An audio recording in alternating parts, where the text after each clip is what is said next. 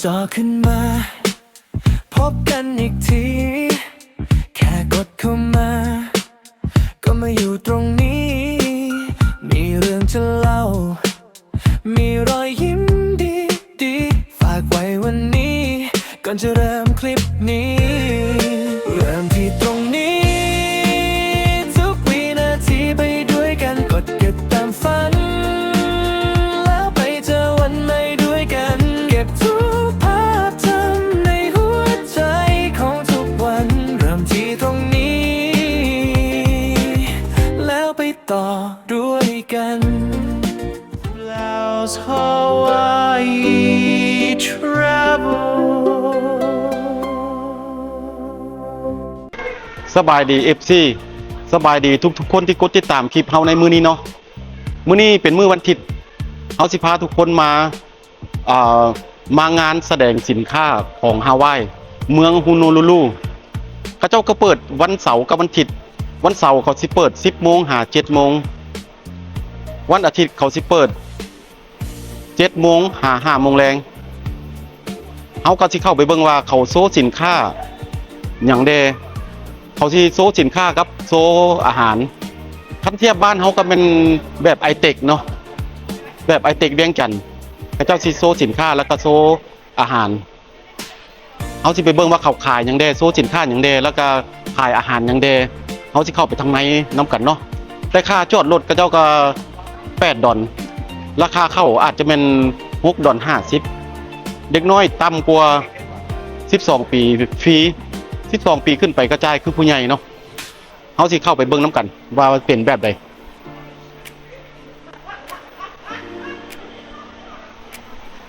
คนก็สิเป็นประมาณนี้เนาะอันนี้คนก็เจ้าออกมาข้างนอก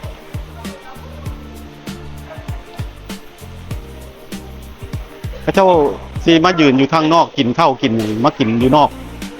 แต่ว่าก็เจ้าไปซื้ออาหารอยู่ทางในแล้วก็มานั่งมากินข้างนอกมันก็สิเป็นจังซี่เนาะบรรยากาศข้างนอกก็เป็นแบบนี้เนาะแต่ว่าทางเข้ามันทางนี้เฮาสิย่างไปเบิ่งว่าค่าเข้ามันสิคือเก่าบ่$6.50ทางเข้าค่าเข้า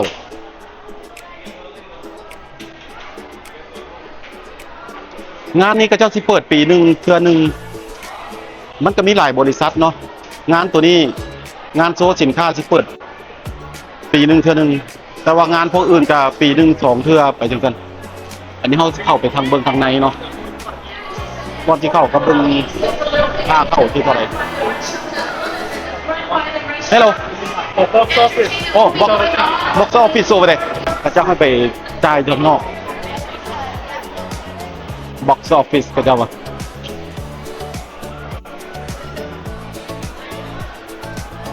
คนนี้สิเข้าออกเนาะแต่ว่าเขาเจ้าก็บีซีแต่เช้าหาค่ำเขาสิเปิดแต่10 โมงเช้าจนฮอด5 โมงแรงในวันอาทิตย์แต่ว่าตอนนี้เฮามาก็12 โมงละบ่อนนี้สิเป็นบ่อนเขาเจ้าขายพี่เข้าyeah this is 12 years old Oh, okay, so just one then, yeah? one So 6,050 cents.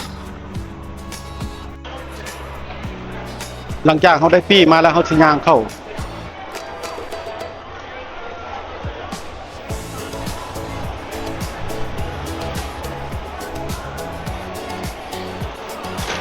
อุ้ยโอเคก็เป็นประมาณนี้เนาะเขาสิย่างเลาะไปทางฝั่งใดก่อนนี่เอาฝั่งนี้ก่อนซะ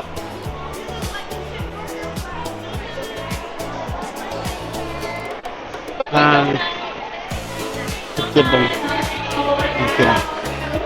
เขาก็สิย่างรอไปเบิ่งซื่อๆว่าเขาเจ้าขายอย่างกันเด้เขาเจ้าโซสินค้าหรืออาหารอย่างกันเด้เนาะแต่ว่าเขาก็บ่มีโอกาสที่ไปสัมภาษณ์ใครเด้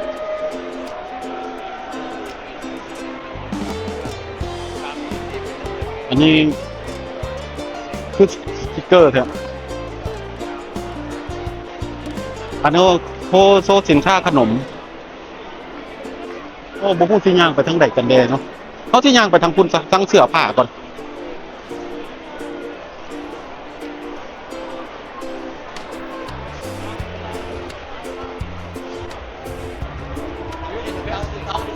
พับพอนกับขนมกระเจ้าซีโซสินค้าเป็นประมาณนี้เนาะกระเจ้าซียุดนะกระเจ้ากระซีโซให้แซมโปตัวอย่างให้คนเห็น งานนี้ก็เป็นงานโซสินค้าทั่วไป5 อันต่อ20 ดอล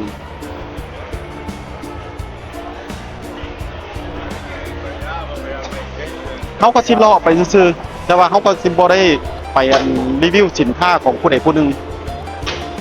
เพราะว่ามันก็มีหลายเลยหลายชนิดตอนนี้ให้เด็กน้อยเข้ายิงปืนมันก็จะเป็นประมาณนี้เนาะ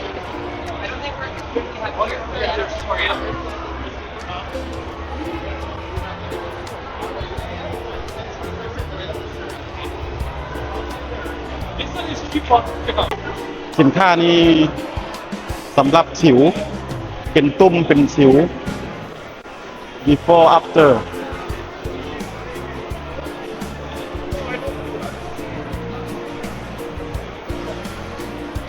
งานโซสินค้านี่ก็เจ้าที่รับเอา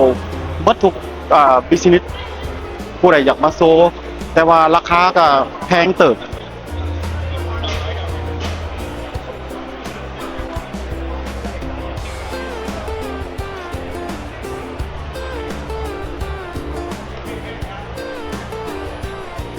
เอากระชิย่างเคี่ยวเป็นห้อมไปเนาะก็อยากให้ฮู้ว่าเจ้ามีสินค้าอย่างกันเดแต่ว่าแถวนี้มีแต่สินค้าแบบเป็นภาพเป็นของเด็กน้อยเล่น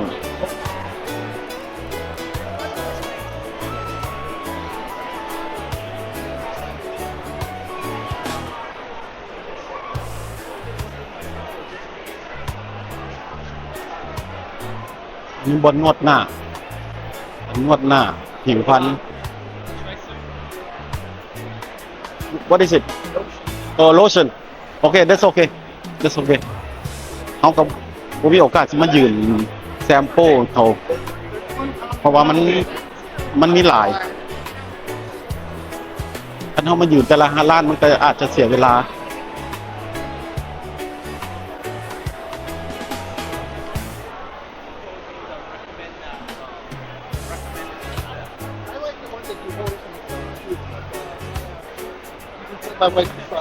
อันนี้เป็นมีดเป็นพูดพักพูดบักฮุงทั่วไปมาโซสินค้าเอาก็ที่เห็นตัวไปแล้วเนาะอันประเภทนี้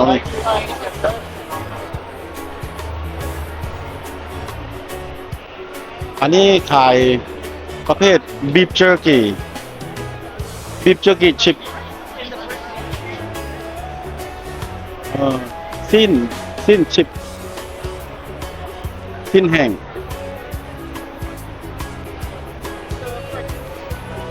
ส่วนหลายก็ที่โซแซมโปจริงๆแหละเอาตัวอย่างให้คนได้ซิมได้อย่างเพื่อว่าได้ออเดอร์เขาไปทั้งบริษัท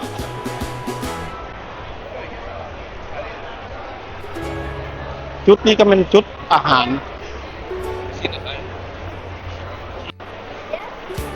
อันนี้ก็เป็นหั่นครอบครัวเขาคนที่ขายโดนัทฮาวายเขาเอิ้นมาลาซาดาเพื่อนก็จะให้เขาจับเอาแบบนี้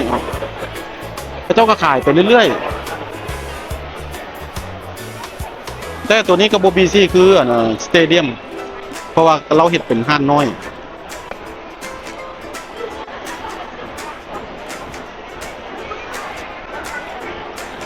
คนกระโบหลายแต่ว่าพระเจ้าก็ขายไปเรื่อยๆพระเจ้าให้คนจับเอาก็ขายไปเรื่อยๆคนเข้ามาเรื่อยๆคือแล้วก็หนีเพราะว่าเวลาก็เจ้าก็เปิดดนเติบคือว่าเบิดมือ10 โมงเช้าหา5 โมงแรงมื้อนี้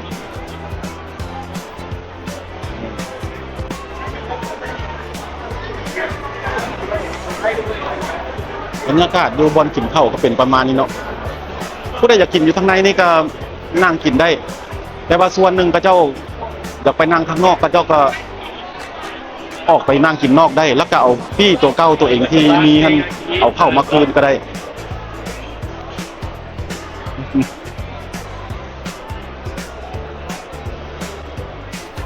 นี่ก็ห้านคนลาวเนาะขายฮอทดอกนี่เบิ่งทรงนี่สบายดี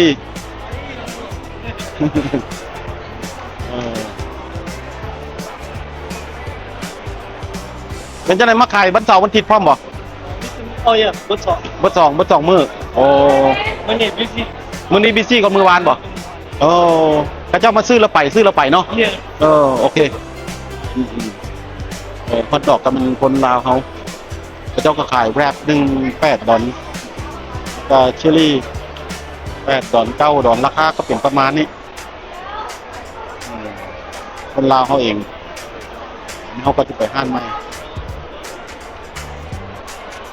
Excuse me นี่ขายแฮมเบอร์เกอร์โอ้ก็เจ้าสั่งแฮมเบอร์เกอร์จริงๆแล้วก็เจ้าก็ไปท่าเป็นคิวกันไปคิวกันก็สิมันจังซี่เนาะคิวกันท่าคิวกัน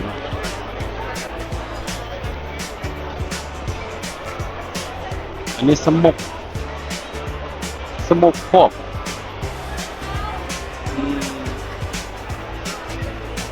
อันนี้สิ้นหมูควนเดินอบควนสิ้นหมูอบควนพระเจ้าก็เสียตัวอย่างไว้มัน yes Smoke pork. สมกพอก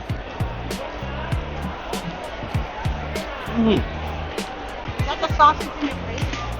It's smoked pork, but โอ้ดีเว้ย Number 79. รสชาติมันดี pork butt.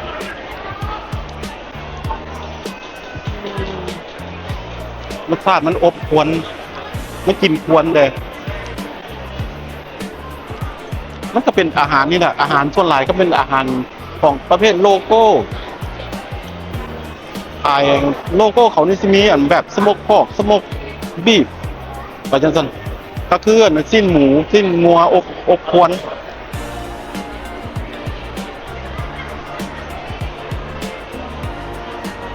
อันนี้ขายข้าวโพดสาลีเนาะตัวนี้เนาะแต่ว่าอันนี้ขายอาหารคล้ายๆแบบจีน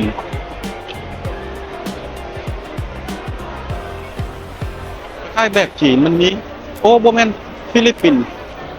โอ้ฮันนี่มันฮันฟิลิปปินส์เด้อฟิลิปปินส์นี้เอโกรเขาสิเอิ้นว่าลุมเปีย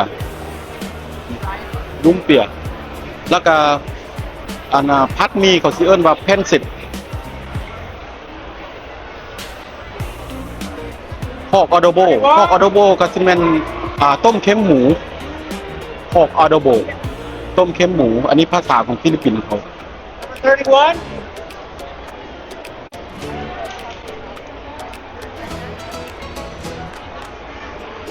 อันนี้สลีอบเอือบเครื่องแต่ละห้านเขาก็บีซี่กันเบิดเลยประเภทอาหารเนี่ย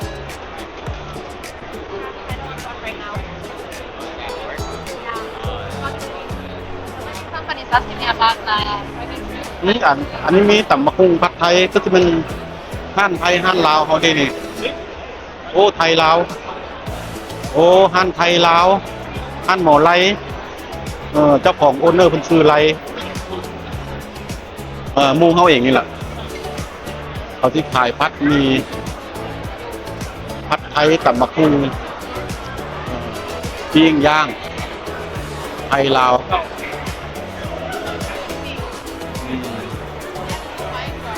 ถึงประมาณนี้เนาะไทยลาว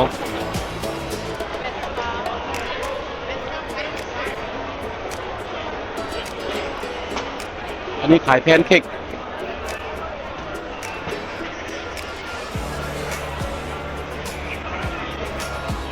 อันนี้เป็นอาหารเม็กซิกัน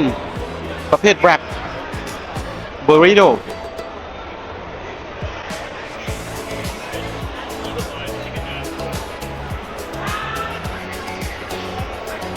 จานหนึ่ง16 ดอล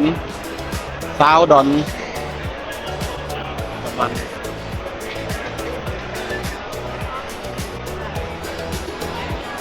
ก็มีหลายห้านแต่ว่าเอาบ่ฮู้ว่าสิรีวิวได้หลายจำได้เนาะเขาก็เฮ็ดเป็นคร่าวๆไปจังซี่ล่ะ เขาก็อยากให้ FC รู้จักว่าอยู่ฮาวายนี่ก็เจ้าโซสินค้าก็เจ้าเป็นจังไดเด้ขายอยู่กันเด้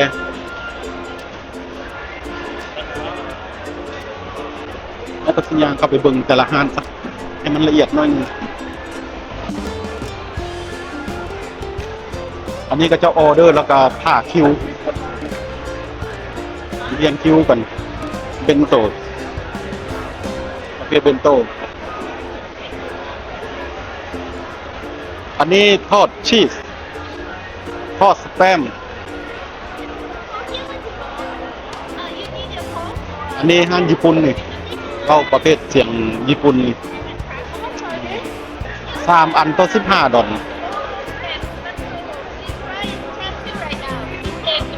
จะมาขายชาชูเลยตอนนี้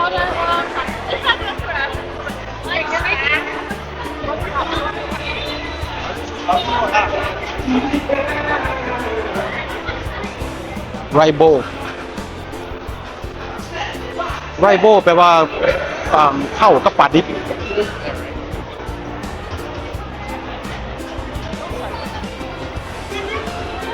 จะขายเบอร์ริโด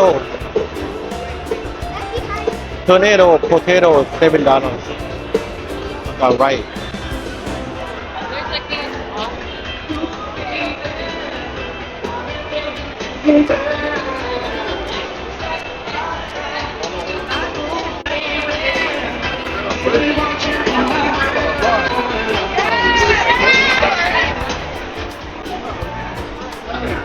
อันนี้มุสบิเบนโตนี่ของญี่ปุ่นนี่อาหารญี่ปุ่นมันจะมีขั่วมีเหลืองแล้วก็พาสต้าอัลเฟรโดชิคเก้นอัลเฟรโด$9I can have one hot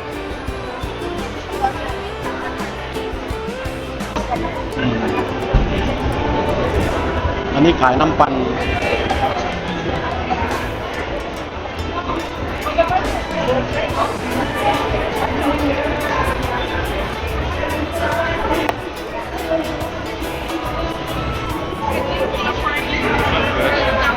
เอาก็ซื้ออัลเฟรโดไปลองมึงอัลเฟรโดพาสต้าคนก็ได้แย่กันเนาะอันนี้ปลาดิบ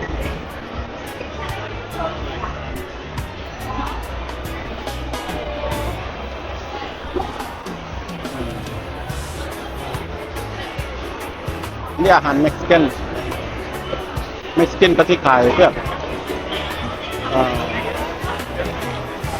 เบอริโดคนนั้นแหละเม็กซิกันอันนี้ขายพิซซ่าโอ้โหแมนแบบประเภทแซนด์วิชใส่หมูมุนซีนมุนอาหารนี่อาหารคนดำคนที่มันคนประเทศฮอลลี่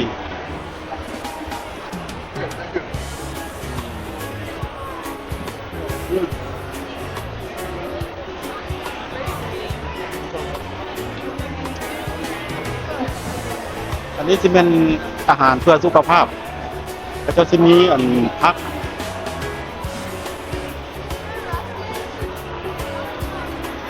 What kind of green?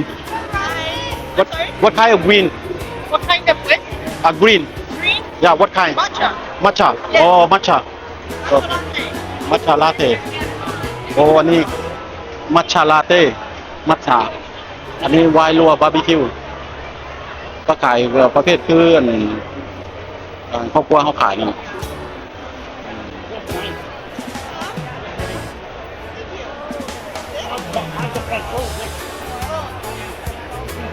คนอยู่นี่ผู้ใ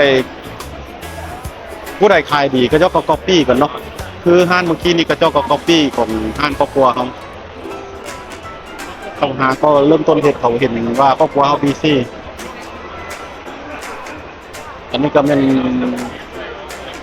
อาหารฟิลิปปินส์ อาหารฟิลิปปินส์ก็จะมีโอโดโบก็มันต้มเค็มหมู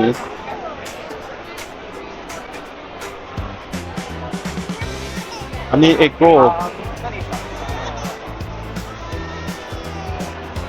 ้ก็จะซื้อว่าลุมเปียเวทลุมเปียตอนนั้นลัมเมเนต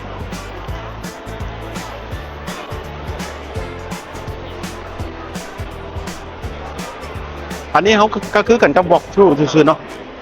เดินตลาดเขาเอิ้นบ่แม่นว่าไปรีวิวสินค้าเขาเดินตลาดให้คนรู้ว่าเขาขายกันแน่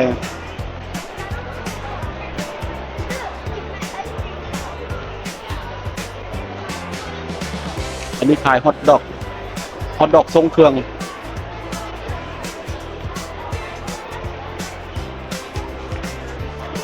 นั่นที่มันเชฟไอนี่เชฟไอโซดา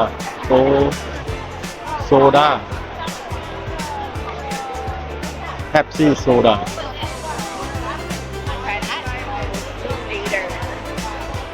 อันนี้โซสินค้าอย่างซินนามอนโรล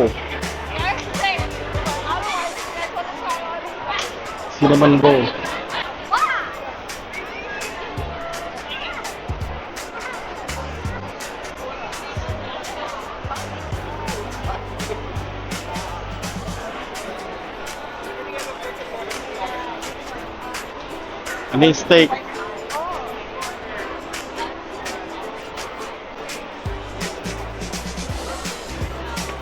ฮาวายเอียนสไตล์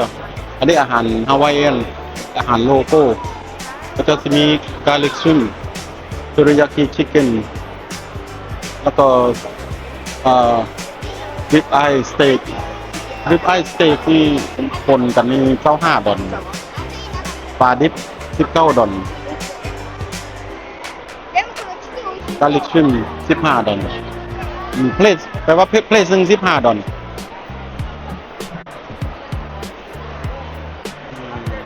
บอนคนนั่งกินกับประมาณนี้เนาะแล้วเจ้าก็มีหลายจุดประมาณ2จุด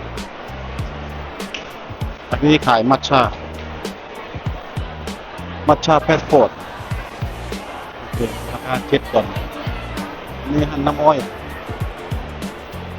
ฮันเลวา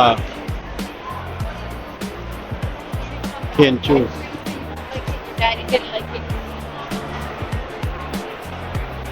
อันนี้ก็อาหารโลโก้อาหารฮาวายเอียนอันนี้นะอาหารฮาวายเอียนมันจะมีข้าวลวกพริกที่ว่าหมูก็จะไปสีกนะหมูก็จะไปสีกอันนี้ก็จะเอิ้นพัดเทเล่กะอาฮีสโมกมีดอาหารของฮาวายเอียนเขาอันนี้น้ำอ้อยอ่ะฮันลาอีวาซูเปอร์เคนอันนี้ก็เป็นห้านคนลาวเขานี่แหละห้านคนลาว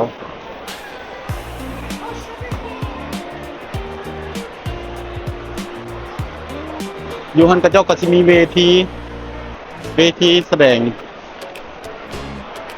ต่อไปกระเจ้าก็จะมีการแสดงแล้วก็คนมานั่งกินข้าวมานั่งเบิ่งกินข้าวก็จะเป็นประมาณนี้วันนี้เขาสิย่างไปทางกลางมันจะมีหลายร่องเนาะมี3-4ร่องแล้วเขาก็สิไปอีกร่องนึงก็สิฮู้แล้วว่ามีขายกันเนี่ยอันนี้ขายกาแฟลามิเนตเมลทีขายน้ำชาอันนี้ประเภทแจมของฮาวายนี่จะมีมักซิดามักลิลิคอยก็คือมักนอดมักข้าวน้ำผึ้งมักม่วงออนเนียน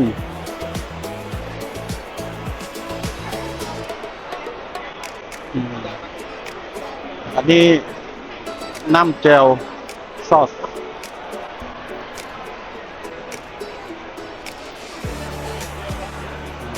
ดื่มกล้วย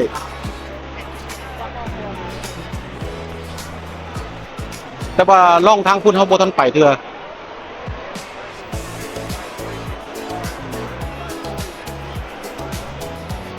ดื่มหวยโอ้พงโคนัทพีนัทบาร์เตอร์พีนัทบาร์เตอร์ก็เจ้าใส่อันบักข้าว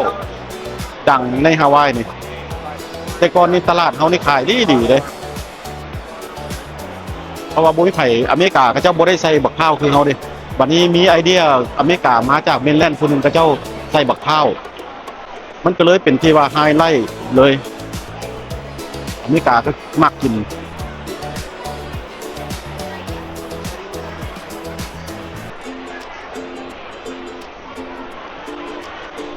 ก็อันนี้เป็นเวนเดอร์เก่าเขาเนาะขายคือเก่าตู้นี้ยังอยู่คือเก่า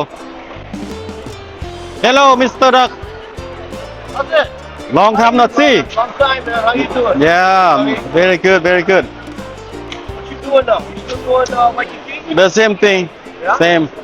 yeah Younger, bro. younger You look younger. you younger too We know that's not true. yeah last week I went to stadium I didn't see you but I have big boots out there. but you have Yeah, Section J. who said there your brother or your Oh, I got my worker. Oh. The guy with the gray hair. Yeah. Yeah, Jay. that's your worker Right. If I oh wasn't there, that means I was doing another fair or show or something. oh Like today, he's over there. he's over there Yeah, yesterday and today, he's over there. okay You want to try the blackberry or strawberry? เวนเดอร์เก่าเขามาได้15 ปีแล้วเคยเป็นเวนเดอร์เขาเริ่มต้นมาขายน้ำกันเนาะ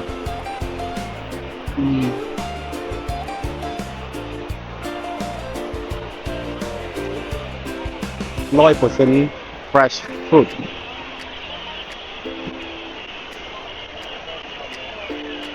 ก็จะลองไปทั้งเบิ้งทั้งกลางก่อน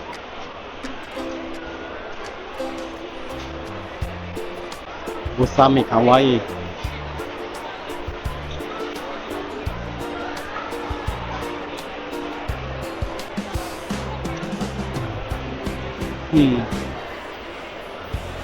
จังซี่ก็พอฮู้แล้วเด้อเนาะว่าเจ้ามีหยังขายกันแด้ก็ประเภทจังซี่ล่ะบ่ได้ไปรีวิวอินเทอร์วิวอยู่ห้านใดมีแต่เบิ่งว่าเขาเจ้าขายหยังกันอันนี้โมชิ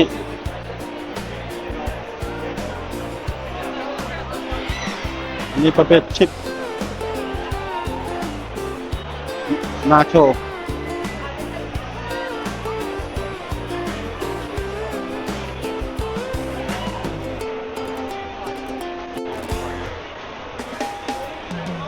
Hawaiian hot sauce อันนี้ขายซอสสไตล์ของ Hawaiian มันจะเป็นแบบนี้เนาะเจ้าก็จะมีขายฮอนคือเอาขาย The sample? no too hot Too hot? yeah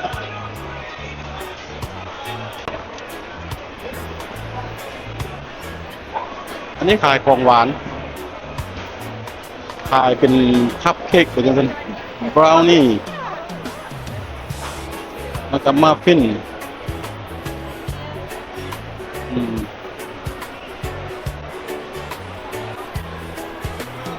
Hello West Duck not today oh he went to Aloha okay yeah อันนี้ก็เวนเดอร์เก่าเขาเคยไปขายของน้ำกันโดดน้ำมาละMy mom's just in front of the shop.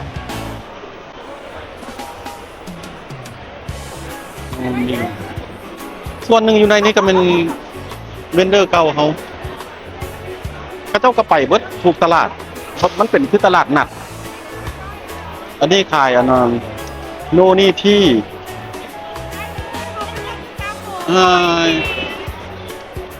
โนนี่ที่ก็คือหมากเนาะหมากโนนี่อันนี้ก็เป็นเวนเดอร์เก่าเขา เขาเจ้าก็เคยขายอยู่ตลาดเฮาแล้วบัดนี้เขาเจ้าก็มีบ่อนอื่นไปเขาเจ้าก็ไปเนาะ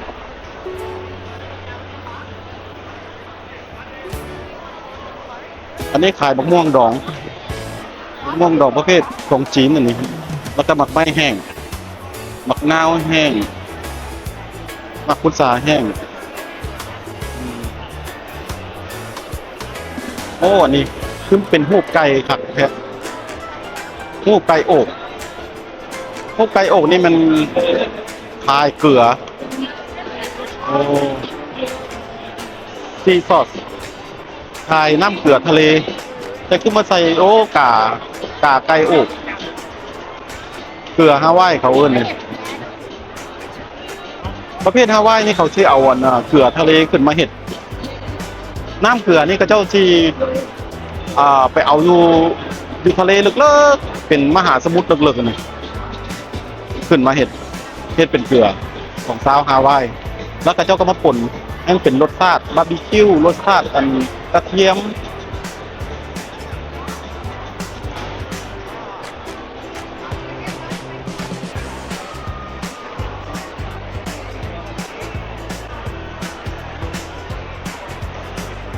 อันนี้อาหารเม็กซิกันอีก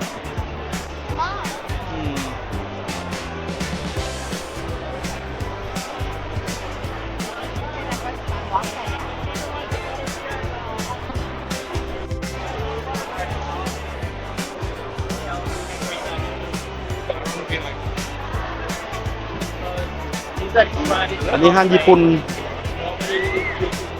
นขายอย่างแน่เบิ่งดูโอ้อันนี้ก็เจ้าขายสินค้าขายมีดแล้วมาซอยให้เบิ่งแบบนี้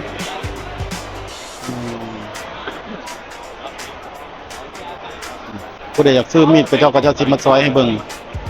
แต่ว่าก็เจ้าขายอันละ40อันละ60อันละ50อันละ90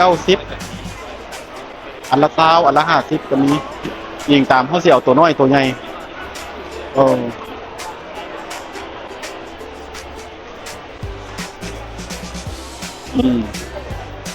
อันนั้นจะเคยเห็นกับเจ้าขายอยู่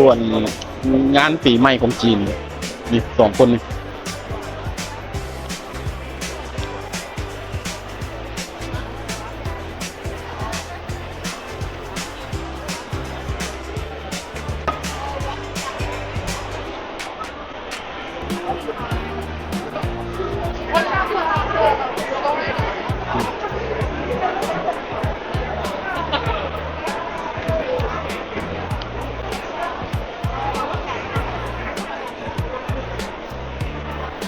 อันนี้ห้านครอบครัวเขาก็BCเขาแปลว่าซื้อแล้วไปนะจนกว่าเขาเจ้าเลิกของกินไม่อย่างเขาเจ้าคนขึ้นจนหมดก็จะเป็นประมาณนี้เนาะอันนี้เป็นการโซอันนั้นวอล์กทูซื่อเดินตลาดซื่อย่างเดินตลาดบ่ได้โซอันไปรีวิวสินค้าผู้ใดโซเบิ่งตลาดว่าอยู่ในฮาวายเขาเจ้าเฮ็ดจัดงานโซสินค้ามันสิแบบบ้านเฮาบ่หรือว่าจังได๋เฮาก็เบิ่งเอาคันสิเว้าการตั้งบูธจังซี่ตั้งเต็นท์จังซี่มันก็คล้ายคือกันเบิดเนาะทั่วโลกนี่เนาะบ่ว่าประเทศไทยบ่ว่าประเทศลาวบ่ว่าบ่อนใดเขาเจ้าตั้งบูธก็มีแต่ว่าอาหารเขาเจ้าสิขายหยังสินค้าเขาเจ้าสิขายหยังแต่ว่ามันก็เป็นสไตล์เดียวกันหมดทุกคนบ่ว่าขายหยังมันก็บ่นอกเหนือจากนี้โอเคก็เบิดแต่เท่านี้เนาะการมันยางเลาะเบิ่งสินค้า